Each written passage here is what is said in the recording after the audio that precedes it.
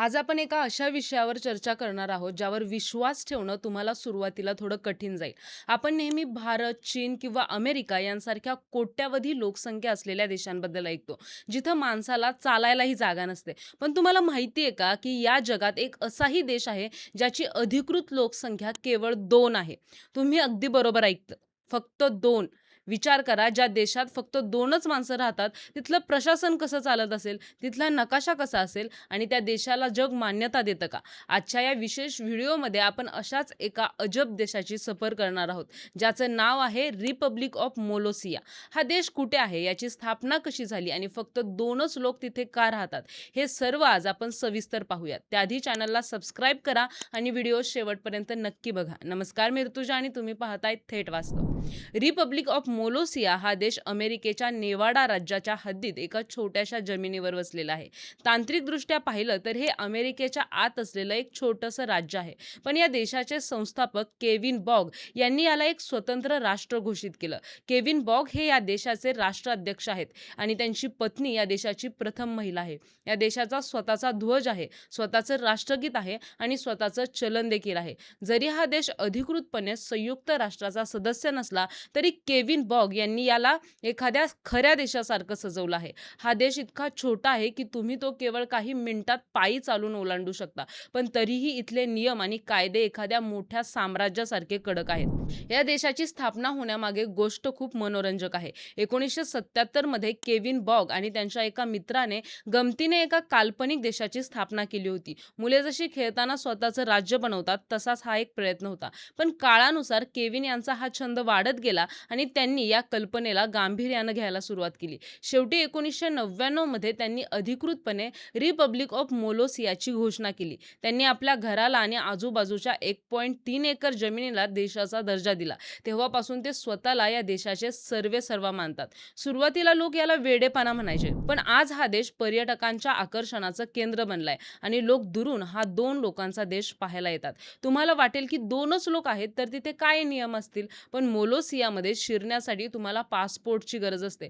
जर तुम्हाला या देशाला भेट द्यायची असेल, तर तुम्हाला आधी राष्ट्राध्यक्षांची परवानगी घ्यावी लागते. इथे आल्यावर तुमच्या पासपोर्टवर मोलोसियाचा अधिकृत शिक्का मारला जातो. इतकंच नाही, तर या देशात काही गोष्टींवर कडक बंदी आहे.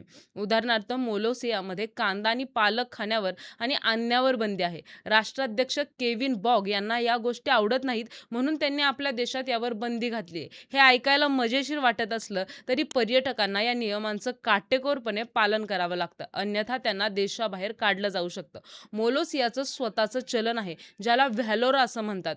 विशेष म्हणजे या चलनाची किंमत डॉलरवर अवलंबून नसते, तर ती कुकीजच्या पिठावर अवलंबून असते. हे वाचून तुम्हाला हसू येईल, पण हे या देशाचं वेगळेपण आहे. तिथे स्वतःची पोस्टल सेवा आहे आणि स्वतःची स्पेस सिस्टीम देखील आहे, ज्याला ते मोलोसियन स्पेस प्रोग्राम असं म्हणतात. जरी त्यांच्याकडे मोठे रॉकेट्स नसले, तरी त्यांनी काही छोटे कॅमेरे आकाशात सोडण्याचे प्रयोग केले आहेत. हे सर्व करण्यामागे केविन यांचा उद्देश हाच आहे की जगाला हे दाखवून देणं की एक माणूस आपल्या कल्पनेने स्वतःचं जग कसं निर्माण करू शकतो. आता प्रश्न येतो लोकसंख्येचा. अधिकृतपणे केविन बॉग आणि त्यांची पत्नी अँड्रियन हेच या देशाचे कायमस्वरूपीचे रहिवासी आहेत. त्यांची मुलं आणि काही पाळीव प्राणी देखील तिथे असतात, पण नागरिकत्वाच्या दृष्टीने ही संख्या अत्यंत मर्यादित ठेवली गेली आहे. केविन स्वतः राष्ट्राध्यक्षांचा गणवेश घालतात, ज्यावर अनेक पदकं लावलेली आहेत. ते पर्यटकांना स्वतः पूर्ण देशाची सफर घडवून आणतात आणि मोलोसियाचा इतिहास सांगतात. हा देश कोणत्याही युद्धाचा भाग नाही, तरीही केविन गमतीने सांगतात की त्यांचं पूर्व जर्मनीसोबत एक काल्पनिक युद्ध अजूनही सुरू आहे. हे युद्ध कधीही संपलेलं नाही, कारण त्या देशाचं अस्तित्व आता उरलेलंच नाही, असं ते मिश्किलपणे सांगतात. मोलोसियामध्ये जाण्यासाठी तुम्हाला नेवाडा राज्याच्या वाळवंटातून प्रवास करावा लागतो. तिथे पोहोचल्यावर तुम्हाला एक बोर्ड दिसतो, ज्यावर मोलोसियामध्ये स्वागत आहे असं लिहिलेलं असतं. तिथे एक सीमारेषा देखील आखलेली आहे. राष्ट्राध्यक्ष केविन स्वतः सीमेवर येऊन तुमचं स्वागत करतात. पर्यटनाच्या माध्यमातून मिळणारा पैसा हा या देशाच्या देखभालीसाठी वापरला जातो. इथे एक छोटीशी बँक आहे, एक कचेरी आहे आणि काही स्मारके देखील आहेत. जरी हे सर्व एका घराच्या बागेत असलं, तरी केविन यांनी तिथे अशा प्रकारे वातावरण निर्मिती केली आहे की तुम्हाला खरोखर आपण एखाद्या दुसऱ्या देशात आलो आहोत असं वाटतं. या देशाकडे स्वतःची वेळ मोजण्याची पद्धत देखील आहे. मोलोसियाचा टाइम झोन अमेरिकेपेक्षा थोडासा वेगळा आहे. ते स्वतःचे सण साजरे साजरे करतात आणि स्वतःचे कायदे पाळतात. अमेरिकन सरकार याकडे एक गंमत म्हणून पाहतं आणि जोपर्यंत केविन बॉग अमेरिकेचे कर भरतात आणि कोणत्याही बेकायदेशीर कामात गुंतलेले नसतात, तोपर्यंत त्यांना त्यांच्या देशात हवं ते करण्याची मुभा आहे. ही एक प्रकारे मायक्रोनेशन संकल्पना आहे, जिथे लोक स्वतःचं स्वतंत्र अस्तित्व सिद्ध करण्याचा प्रयत्न करतात. जगात असे अनेक मायक्रोनेशन्स आहेत, पण मोलोसिया त्याच्या शिस्तीसाठी आणि 2 लोकांच्या लोकसंख्येसाठी जगभर प्रसिद्ध आहे. अशा देशात राहणं कसं वाटत असेल याचा विचार करा. जिथं ट्रॅफिक नाही, प्रदूषण नाही, शेजाऱ्यांशी भांडणं नाहीत, संपूर्ण देश तुमचाच आहे आणि तुम्हीच तिथले राजे आहात. पण यासोबतच काही आव्हानं देखील आहेत. केविन यांना त्यांच्या देशातील सर्व कामं स्वतःच करावी लागतात. कचरा उचलल्यापासून ते देशाचं परराष्ट्र धोरण ठरवण्यापर्यंत. पण त्यांची ही जिद्द पाहून अनेक लोक प्रभावित होतात. त्यांनी सिद्ध केलं आहे की जगण्यासाठी तुम्हाला मोठ्या भूभागाची गरज नाही, तर तुमच्याकडे एक दृष्टी आणि ती पूर्ण करण्याची इच्छाशक्ती असावी लागते. मोलोसियाच्या या अनोख्या प्रवासात पर्यटकांना अध्यक्षीय पदकानं सन्मानित देखील केलं जातं. तिथं गेल्यावर तुम्हाला असं जाणवतं की हे सर्व एक मोठं नाटक असलं तरी ते अत्यंत प्रामाणिकपणे केलं जातंय.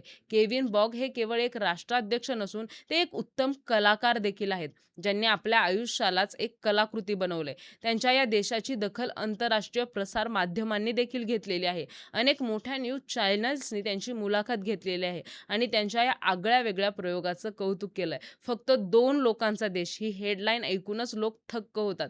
तुम्हाला कदाचित प्रश्न पडला असेल, की या देशाला खरंच कुणी मान्यता दिली आहे का?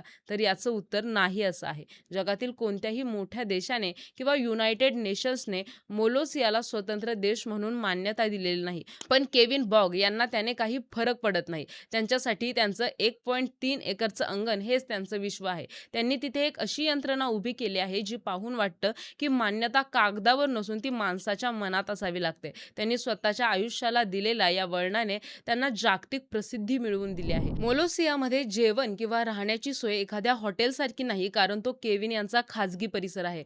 पण तिथे असलेल्या छोट्याशा कॅन्टीनमध्ये तुम्हाला मोलोसियन स्नॅक्स मिळू शकतात. इथे येणारे पर्यटक हे प्रामुख्याने काहीतरी वेगळं आणि मजेशीर पाहण्यासाठी येतात. केविन यांच्याकडे त्यांच्या देशाचा एक नकाशा आहे, तो जे अभिमानाने दाखवतात. त्या देशाच्या वेगवेगळ्या भागांना त्यांनी मोठी-मोठी नावं दिलेली आहेत. एखाद्या मोठ्या देशात ज्या सुविधा असतात, त्या सर्व सुविधांचे लहान अवतार तुम्हाला इथे पाहायला मिळतील. अशा या रिपब्लिक ऑफ मोलोसियाबद्दल ऐकल्यावर आपल्याला आपल्या लोकसंख्येच्या समस्या आठवतात. जिथे आपण गर्दीने हैराण झालो आहोत, तिथे केविन बॉग आपल्या 2 लोकांच्या देशात अत्यंत शांततेने आणि आनंदाने राहत आहेत. हा देश म्हणजे एक प्रकारे आधुनिक जगातला युटोपिया म्हणता येईल. तरी तो भौगोलिकदृष्ट्या खूप लहान असला तरी कल्पनेच्या जगात तो खूप मोठा आहे. केविन यांचा हा प्रवास आपल्याला सांगतो की प्रत्येक माणसाचं एक स्वप्न असतं आणि ते स्वप्न कितीही विचित्र असलं तरी ते सातत्यात उतरवता येतं. मित्रांनो, आजचा हा फक्त 2 लोकसंख्येचा असलेला देश तुम्हाला कसा वाटला? तुम्हाला अशा देशात राहायला आवडेल का, जिथे तुम्हीच राष्ट्राध्यक्ष असाल आणि फक्त तुमचेच कुटुंबीय तिथं राहतील? असा देश चालवणं तुम्हाला सोपं वाटतं का कठीण? तुमच्या मनात मोलोसियाबद्दल जे काही विचार असतील ते आम्हाला कमेंट बॉक्समध्ये नक्की सांगा आणि व्हिडिओ आवडल्यास व्हिडिओला लाईक करा, शेअर करा आणि सबस्क्राईब करायला विसरू नका.